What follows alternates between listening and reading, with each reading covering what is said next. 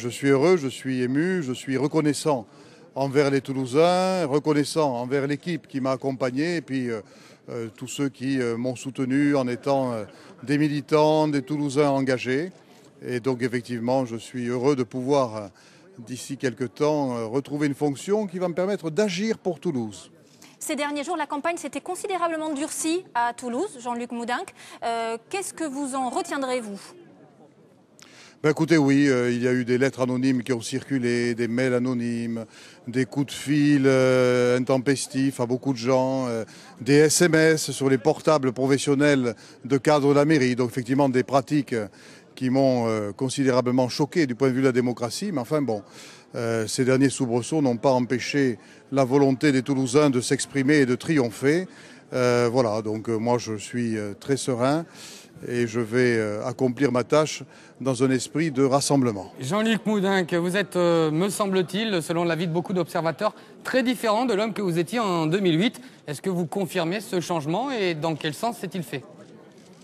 Bah écoutez, vous savez, quand on connaît une défaite et qu'on décide de continuer, il ne faut surtout pas se dire qu'on a été victime de quelque chose. Il faut se remettre en cause soi-même et il faut aller de l'avant avec des principes nouveaux, sans esprit de revanche, sans regarder en arrière. C'est ce que j'ai fait.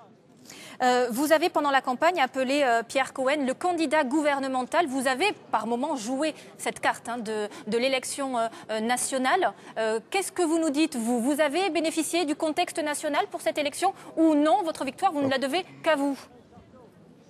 Ce que je crois, c'est que le contexte national a dû jouer, mais bon, vous savez, à Toulouse, il y avait pour Pierre Cohen un matelas de sécurité assez considérable, parce que aux élections présidentielles, François Hollande avait eu 25% d'avance. Je ne sais pas si vous réalisez, 25% d'avance. Donc le climat national aurait pu provoquer une érosion de cette avance, mais ce que je crois, c'est que si j'ai réussi à l'emporter, c'est parce que le projet que nous proposions aux Toulousains était un projet intéressant, réaliste, correspondant à leurs attentes. Et puis ce que je crois aussi, c'est que la façon dont je conçois la fonction de maire de Toulouse, c'est-à-dire comme une fonction de rassemblement et non pas comme une fonction de clivage politique, je pense que c'est ça qui a emporté la décision.